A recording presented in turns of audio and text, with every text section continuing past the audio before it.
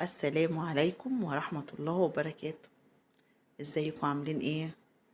ان شاء الله تكونوا بخير وفي احسن صحة واحسن حال. معاكم سامح احمد. والنهاردة بقى هنعمل مع بعض الكنافة السادة.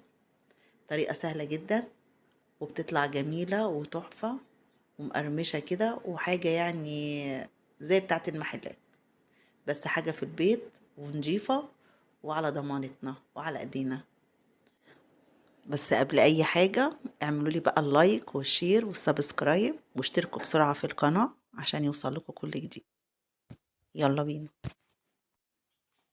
اول حاجة هجيب كزرونة او حلة صغيرة واحط فيها كوبايتين سكر وكوبايتين مية عشان نعمل الشربات بتاعنا او نعمل العسل بتاعها.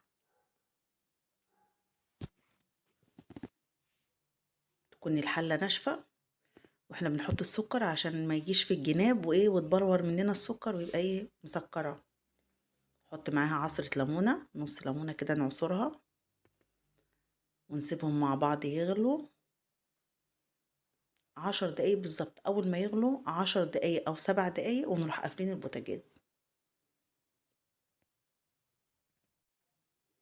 السكر بتاعها بيكون العسل يعني بتاعها بيكون يعني ايه سميك شوية، تقيل يعني سنة، غير البسبوسة.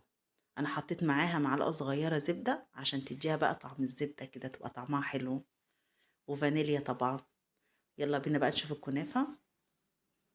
كده العسل خلص خلاص، سبته يبرد، والكنافة طلعتها من الفريزر، لازم يكون قبلها بيوم ونحطها في الفريزر علشان ايه نكسرها كده بالشكل ده، نفرولها خالص. وبعد كده نحط بقى بعد ما كسرتها حطيت كوباية سمنة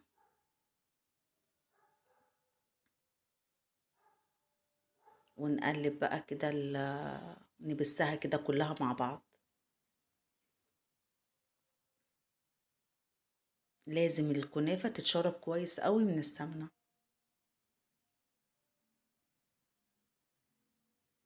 انا سبت العسل يبرد عشان لازم حاجة سخنة وحاجة باردة، يا الكنافة سخنة يا العسل اللي هو اللي سخن، حاجة فيهم هي اللي سخنة والتانية باردة.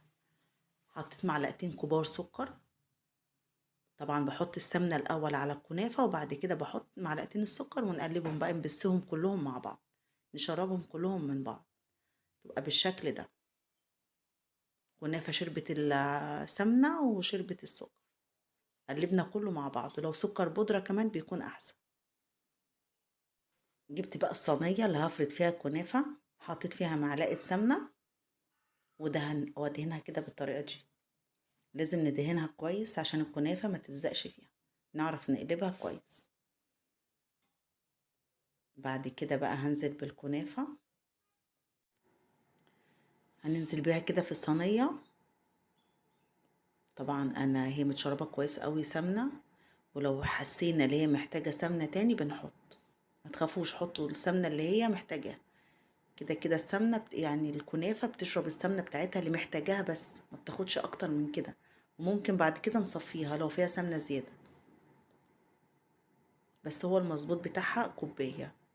وممكن تحطوها سمنة على زيت عادي، زيت يعني يكون نباتي، تحطوا عليها يبقى برضو طعمها حلو جدا.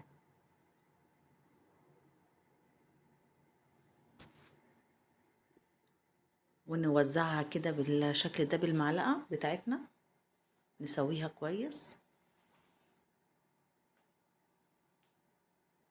بعد كده بقى اجيب طبق كده يكون مدور او صينية اصغر منها ونضغط عليها كده، لازم نضغط عليها بالشكل ده، يا بطبق يا بصينية اصغر منها، نفضل نضغط عليها عشان تبقى متماسكة كده وحلوة، متبقاش مفرولة. نضغط كده بالشكل ده بس كده.